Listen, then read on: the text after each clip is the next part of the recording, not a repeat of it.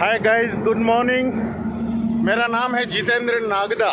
मैं उदयपुर राजस्थान से हूँ और फिलहाल मैं जा रहा हूँ साइकिल से उदयपुर से केदारनाथ साइकिल यात्रा से। आज मेरी यात्रा का चौथा दिन है।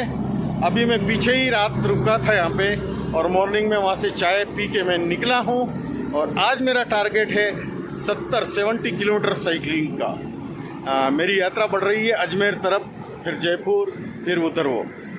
तो यात्रा में क्यों कर रहा हूँ? कुछ कारणों से बहुत स्ट्रेस आ गया था जीवन में, बहुत तनाव आ गया था और कुछ भी ऐसी स्थिति आती है तो फाइनली हम ही जिम्मेदार होते हैं। तो उस स्थिति में दो ही ऑप्शन बचते हैं, या तो हम उस चीज़ को और ख़राब करें, सामने वाले को और तनाव होता है, उससे हमको भी होता है, उससे चीज़ें नहीं सुधरती है। तो ऐसा कोई चीज़ हम अपनाएं जिससे उसका सोल्यूशन हो और बढ़िया टाइम स्पेंड भी हो। और कुछ भी परेशानियां ज़िंदगी में ज़्यादा समय टिकती नहीं हैं, तो मैंने अपनाया है श्री महादेव भोले बाबा की शरण में जाने का रास्ता, और वही है। और मैं उदयपुर राजस्थान से जा रहा हूँ केदारनाथ की साइकिल यात्रा पे, और बहुत प्यारा मौसम है। ये है हाईवे जो मुंबई दिल्ली हाईवे है, वही है ये। और ये इधर उदयपुर से आ रहा है, भीलवाड़ा जस्ट बगल में है। मैं भीलवाड़ा सिटी में प्रवेश नहीं किया मैंने, और बाईपास पे रुका हुआ हूँ और अब मैं निकल रहा हूँ। और पहले जब मैंने यात्रा अभी शुरू की 4 दिन, आज चौथा दिन है, 4 दिन पहले जब यात्रा मैंने स्टार्ट की थी तो साथ में गैस, कुकर, खाने के बर्तन, राशन वगैरह बहुत ले रखा था। तो कुल मिला के साइकिल में पीछे तरफ 35 से 40 किलो वजन हो गया था। स्टार्ट दिन मैंने लगभग 65 किलोमीटर चलाई थी और दूसरे दिन भी 30 किलोमीटर चला चुका था, लेकिन फिर मेरे को परेशानी हो रही थी। तो वो सामान महादेव से प्रार्थना की, तुरंत एक ढाबे पे उनको बोला तो उन्होंने कहा आप यहाँ पे रखिए, तो बाद में आके जब भी आप ले जाना सुरक्षित है आपका सामान, तो वहाँ रख दिया। और अब मेरे पास मुश्किल से 10-12 किलो वजन होगा। बिल्कुल फ्री हैंड चल रहा हूँ मैं, कोई परेशानी नहीं, कोई प्रॉब्लम नहीं। बीच बीच में ढाबे हैं, वहाँ पे मैं चाय एंजॉय करता हूँ और रुकने की व्यवस्था भी हो ही जाती है। और आप थक चुके हों तो विश्राम के लिए पूरा जगत आपके लिए उपलब्ध है। तो बहुत शानदार लग रहा है। और YouTube चैनल मेरा लगभग थोड़ा वो डाउन हो गया है, तो वो भी ग्रो करे, ये भी मेरी इच्छा है। इसलिए मैं चाहता हूँ आप सब लोग मुझे सपोर्ट करें और मैं अच्छे कोशिश करूँगा इस पर वीडियोज़ वगैरह देने की। और सब सुखी रहें, सब मस्त रहें, व्यस्त रहें। जीवन में कोई बहुत ज़्यादा परेशानी, स्ट्रेस आए तो आपको नेगेटिव चीज़ों में नहीं जाना है, सोसाइटिंग स्टेज की तरफ नहीं बढ़ना है, बल्कि जीवन को कैसे संवारा जा सकता है, कैसे फिर से। तो उसके लिए छोटे छोटे स्टेप्स हैं। आप मेडिटेशन करें, आप प्राणायाम करें, कुछ ऐसे पॉइंट ढूंढें जहां आप मुस्कुराएं, हंसें, आपको जो खुशी दे। और नहीं क्या करना है, जो पुरानी नेगेटिव मेमोरीज़ है वो बार बार दिमाग में नहीं लाना है, वो सुनना नहीं है। तो धीरे धीरे आप स्वस्थ हो जाएंगे और मस्त हो जाएंगे। बहुत अच्छे क्षण आपके जीवन में लौटेंगे। यही रास्ता है और यही अपनाना चाहिए। और जो पुराना कुछ चीज़ें हैं उनको बार बार सुनना, ये दोहराना वगैरह, वो एक प्रकार का जहर है। ये आध्यात्मिक मार्ग नहीं है। आध्यात्मिक व्यक्ति कुछ भी हो तो वो शरणागति परमात्मा की तरफ देखता है और धीरे धीरे वापस परमात्मा की सहायता से उस तरफ निकल के अपनी एनर्जी और अपना स्वास्थ्य, अपनी शांति प्राप्त करता है। और फिर आगे जाके जो समस्याओं से वो जूझ रहा था वो सब गिफ्ट के रूप में परमात्मा उसको देता है। तो यही रास्ता है, यही मैंने अपनाया है। आप सब लोग सपोर्ट करिए। मेरे को किसी से कोई शिकायत नहीं है, सब अपने ही हैं।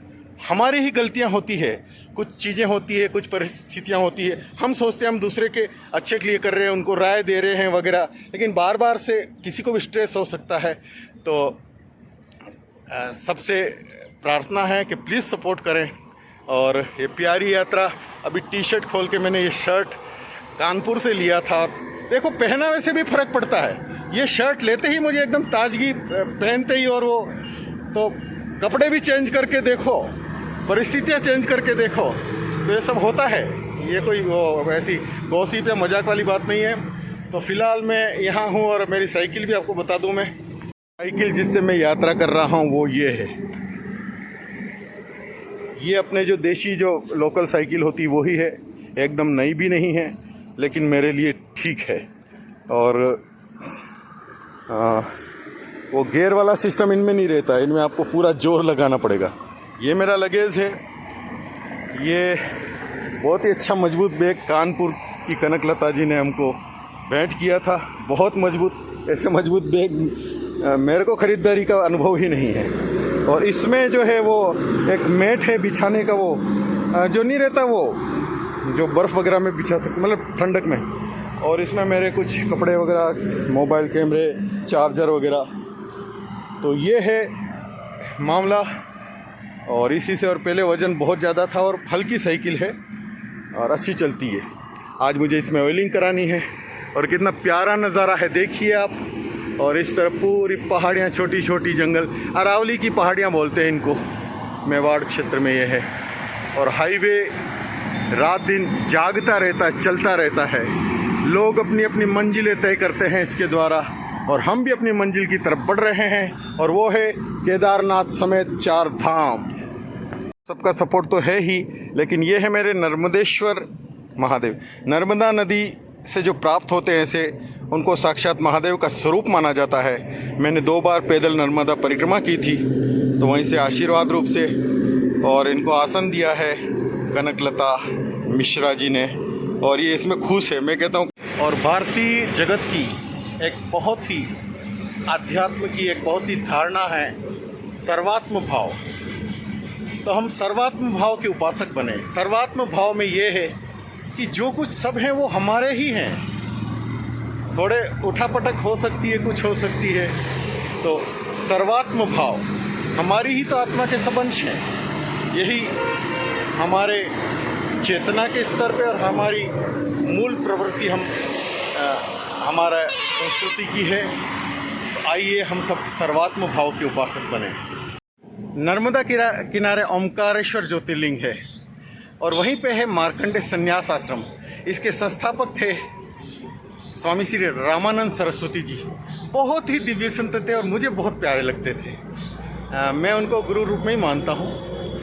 तो उन्होंने एक बार कहा था कि हम सर्वात्म भाव के उपासक हैं।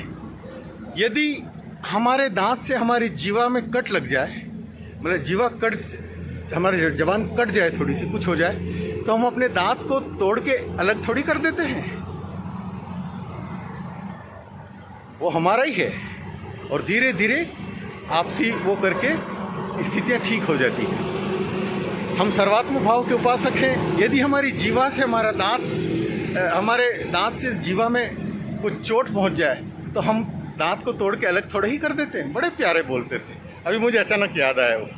और सर्वात्म भाव का यदि आप अपनी जीवन शैली बनाते हैं तो धीरे धीरे जाकर आपके जीवन में कोई भी परेशानी होगी, आप निर्भर हो जाएंगे और कठिन से कठिन परेशानियों को भी बिल्कुल सहजता से प्राप्त कर लेंगे।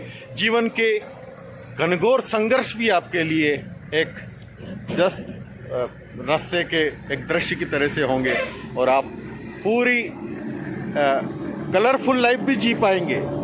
और ये बहुत शानदार रास्ता है, आइए इसको महसूस करें। यहाँ से दिल्ली 515 और अजमेर 140 किलोमीटर है और बहुत ही प्यारा दृश्य है। तो हम भी निकलते हैं। अब कभी ओमकारेश्वर जाए तो मार्कंडे संन्यास आश्रम में जाके उनका पुराना सीडी वगैरह लें। बहुत प्यारे महात्मा थे, बहुत ही अद्भुत, मुझे तो पता नहीं क्यों। और बहुत ज्ञान का, वेदांत का मूर्ति थे, ज्ञान की साक्षात मूर्ति और तपस्वी और अद्भुत सरल भी। यही संत के लक्षण होते हैं। नमन है महाराज श्री को, श्री श्री श्री 1008 श्री रामानंद सरस्वती जी महाराज जी को नमन है। Hi guys, my name is Jitendra Nagda. I am from Udaipur, Rajasthan. Right now I am on cycling.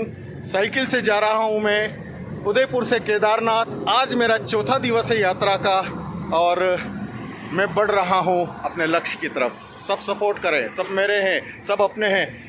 Thanks for supporting to my YouTube family. Let's going on, let's come on. Panki वाले हनुमान जी की जय हो, हमको energy दीजिएगा। हर हर महादेव, जय सिया राम।